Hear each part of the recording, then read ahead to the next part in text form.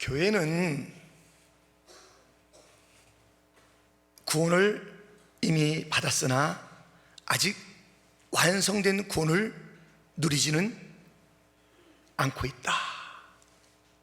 하나님의 나라가 시작은 되었는데 그 나라가 완전히 도래하지 않았다라는 구조 속에서 살기 때문에 종말론적 공동체, 종말론적 하나님의 백성이라는 이름을 갖고 있습니다.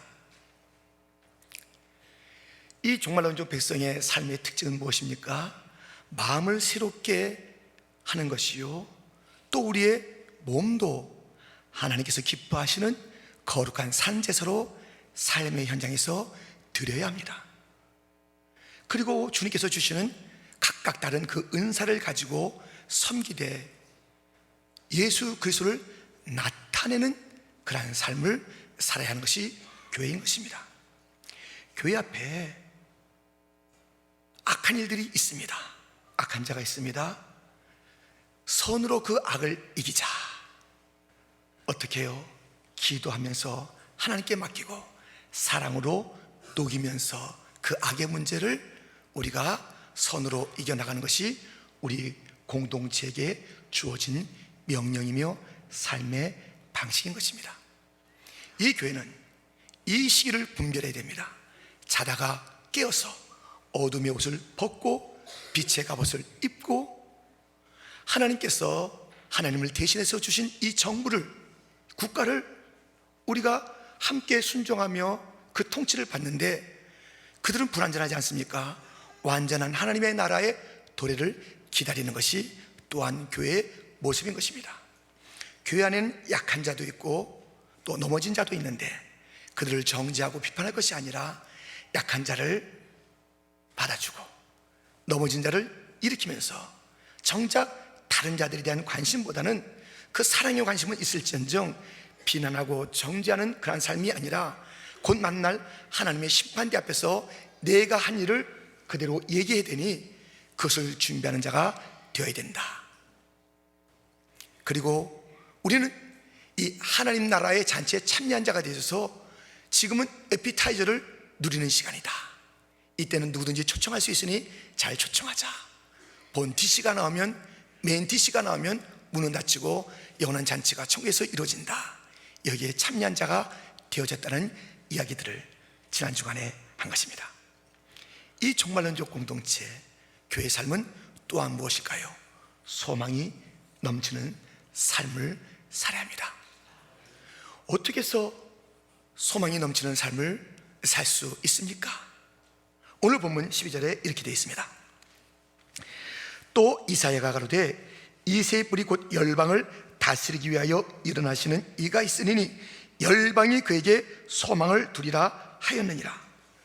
열방이 소망을 누구에게 두냐면 열방을 다스리기 위해서 일어나시는 이새의 뿔이 누구십니까? 예수세요. 이 예수님의 통치를 받을 때에 소망이 있다는 것이에요. 이 예수님의 통치는 놀랍습니다. 약한 자를 강하게 해주고요, 없는 자를 부유케 해주고요, 죄인을 의롭게 해주고요, 죽은 자를 살려주고요. 여러분, 오늘 본문 1절을 보세요. 우리 강한 자가 마땅히 연약한 자의 약점을 담당하고 자기를 기쁘게 하지 아니할 것이라. 강한 자가 있습니다. 연약한 자를 갖다가 무시하는 것이 아니라 그것을 담당하는 것이에요. 자기를 기쁘게 하는 것이 아니라 다른 사람들을 기쁘게 하는 삶의 방식입니다. 그것은 누구의 방식이냐면 그리스도께서 자기를 기쁘게 하지 아니하셨다. 자기를 비방하는 자, 그 십자가를 묵묵히 지신 분이다. 성경에서 우리 주님이 어떤 분인가를 일러주는데 그 가운데 얼마나 위로가 되는가.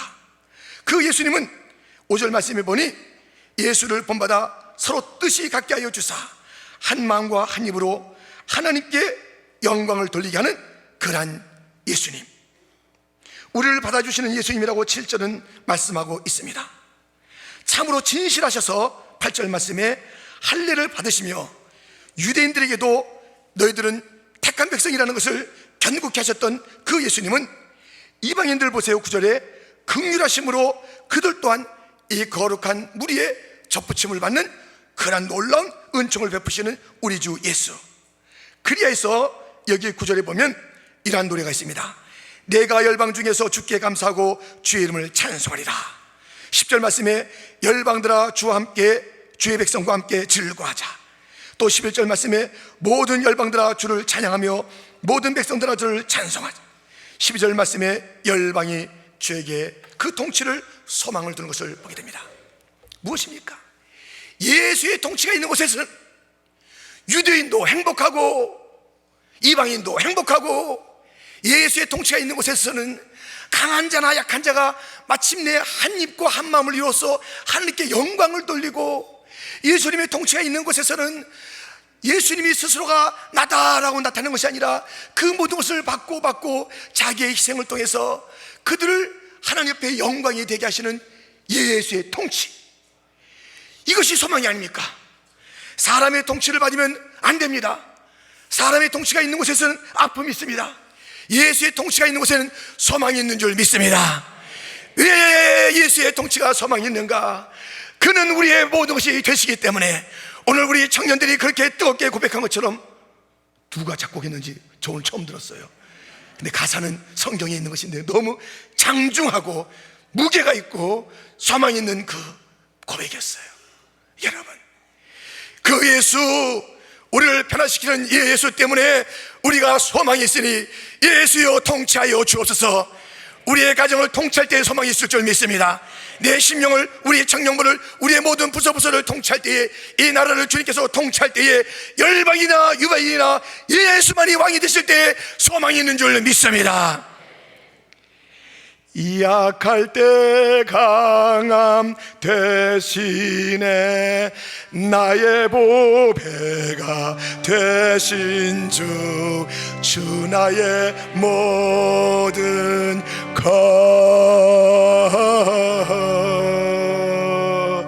주 안에 있는 보물을 나는 포기할 수 없네.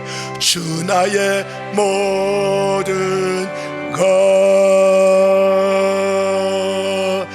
예수 어린 양 존귀하니 그 예수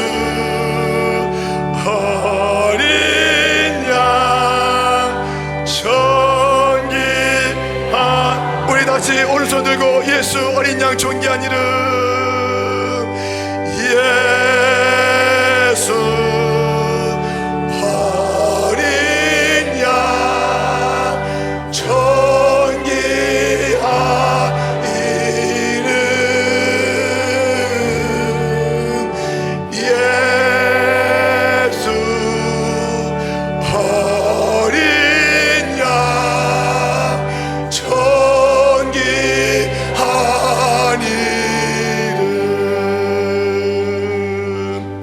그의 통치 아래서 모든 약하고 눈물나고 힘들고 어렵고 죄됐고 죽었던 절망들의 문제들이 다시 한번 소생을 받는 주의 놀라운 소망의 산들이 다 되시기를 주님의 이름으로 축원드립니다. 우리가 또 어떻게 이 시대를 소망이 넘치게 살 수 있습니까? 오늘 보면 마지막 절인 13절 말씀을 보십시오. 소망의 하나님이 모든 기쁨과 평강을 믿음 안에서 너에게 충만케 하사. 여러분, 우리 하나님이 누구시라고요? 소망의 하나님이에요. 우리 하나님은 소망의 하나님인 줄 믿습니다. 소망의 하나님이 뭘 주시겠어요? 소망을 주시지요. 평강을 주시고 기쁨을 주시는데 충만하게 주실 줄 믿습니다.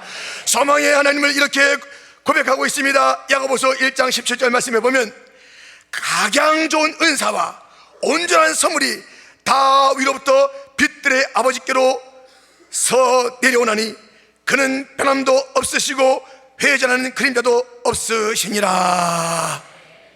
여러분, 가짜 소망에 속지 마세요. 이 태양은요 환해요.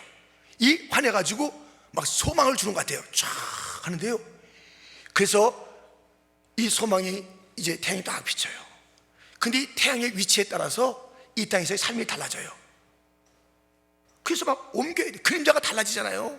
그림자가, 태양에 따라서 그림자가 달라져요. 태양처럼 보이고 소망처럼 보이는데 상황에 따라서 달라져요. 아침 저녁이 달라져요. 그림자의 위치가 달라져요.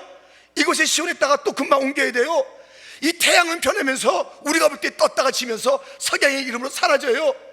가짜 소망이, 진짜 소망은 변치 않습니다. 어디나 그림자가 없습니다. 어디서나 똑같은 은혜를 주실 줄 믿습니다. 가장 좋은 것을 주시는 그분이 소망의 하나님이요 내 아버지신데, 우리의 믿는 자들이 믿음을 가지고 있다면 어찌 절망할 수 있겠습니까? 너희를 향한 나의 생각을 안 하니 나의 생각은 재앙이 아니라 너에게 평안을 주는 것이며 너의 장래에 소망을 주는 것이라. 에레미야 29장에서 말씀하신 주님이십니다. 아니, 우리 가운데 여러 가지 어려운 일이 있어요. 이건 뭐예요? 소망의 하나님 뭐예요? 좋은 것을 주신다면서 뭐예요? 이거 뭐예요? 외치고 싶습니까? 그렇다면 이 말씀을 들으실 뿐만 아니라 같이 읽어봅시다. 욥기 24장 10절 같이 봉독합니다.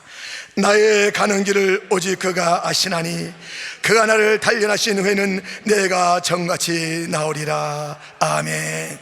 욥은 지금은 다 잃어버린 이 시기입니다. 이것도 있고 저것도 잃었어요. 건강도 있고 재물도 있고 자녀도 있고 아내도 있고 다 잃었어요. 친구도 있고 다 잃었어요. 다 잃은 것뿐이에요. 그가 누리고 있었던 모든 것이 다 잃어졌습니다. 그는 당대의 의인의 삶을 살았음에도 불구하고 다 잃었습니다. 그러나 그는 낙심하지 않았습니다. 하나님이 누군지 알았습니다. 나의 가는 길 오직 그가 아시나니 그가 나를 단련하신 후에 내가 정금같이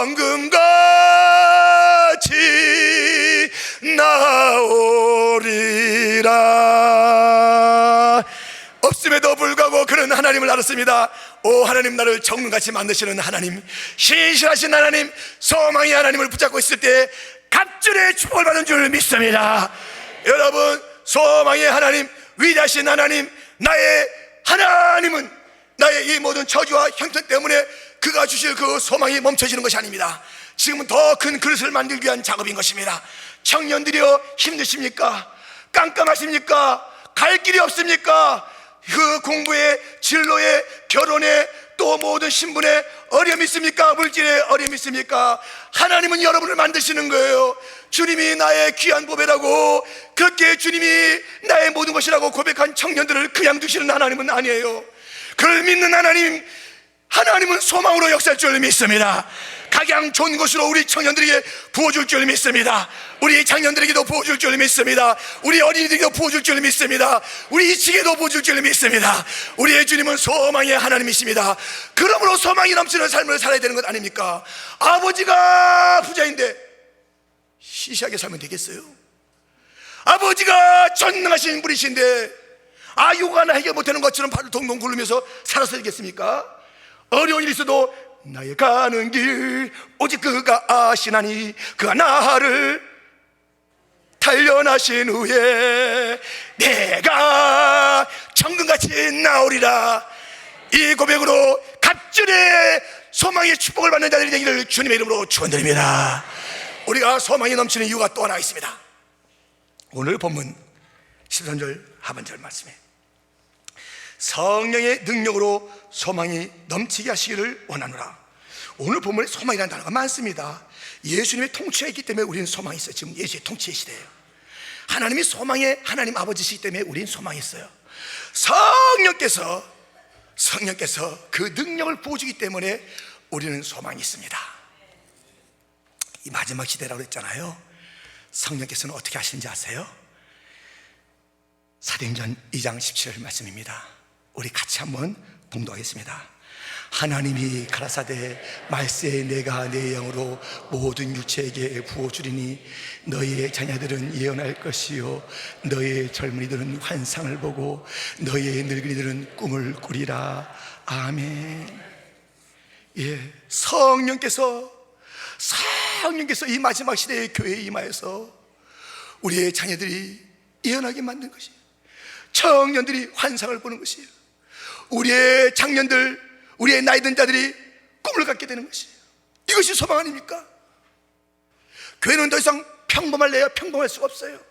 안주할래야 안주할 수가 없어요. 그냥 묻혀 지낼래야 묻혀 지낼 수가 없어요. 왜 교회가 소망이 있느냐? 성령께서 주시는 그런 놀라운 은혜가 부어지면서 우리의 자녀들이 미래를 바라보는 것이에요. 그러니까 소망이 있지요. 어린이들이 미래를 바라봐야 돼요. 그냥 다독거리면서 온실에서 키워서는 안 되는 거예요. 온실에서 키우면 안 돼요. 아이들 그냥 다 넘어지면 금방 가서 일으켜주고 있는 거 다 갖다 주고 이렇게 키워서는 안 되는 것이에요. 그들이 이 다니엘과 그의 친구들 어렸을 때부터 뜻을 정하여서 살지 않았습니까? 뜻이 있지 않습니까? 그 어렸을 때부터 미래를 보는 자들이었습니다. 하나님의 세계를 본 자들이었습니다. 그 눈을 떠야 되는 것이에요. 우리에겐 뜰 힘이 없어요. 성령께서 이 마지막 시대에 교회의 은혜를 부어줘서 우리의 어린이조차도 뜻을 정하여 살 수 있도록 했는데, 부모들이요, 하나님이 성령님이 우리 아이들을 나보다 더 사랑하니 성령의 통찰에 자녀들을 맡기시는 부모가 되기를 축원합니다. 성령의 인도함을 받는 그런 어린이가 될 수 있도록 여러분, 그 어떤 들판이나 어떤 광야에도 두려움 없이 내보내세요. 그 아이들이 스스로 성령 받아서 미래를 밝히 볼 수 있으면서 뜻을 정하여서 주를 위해서 살 수 있도록 인도해야 되는 것입니다. 다 갖다 주는 게 부모의 역할이 아닙니다. 망치는 거예요. 그들과 성령이 접촉이 없게 가로막는 것이 교회의 중직자는 아닙니까? 교회 선배들은 아닙니까? 성령의 역사를 체험시켜야 되는데 그 세계를 보지 못하게 만들고 기도하지 못하게 만들고 그냥 이 땅에 살게 만들고 너는 공부만 잘하면 되는 거야 라고 그렇게 말하는 것 아닙니까? 이것이 종말론적인 세계의 삶입니까? 청년들은 환상을 봐야 되는 거예요. 요셉의 꿈을 가지시기를 주님의 이름으로 축원합니다. 그냥 살아가는 게 아니에요.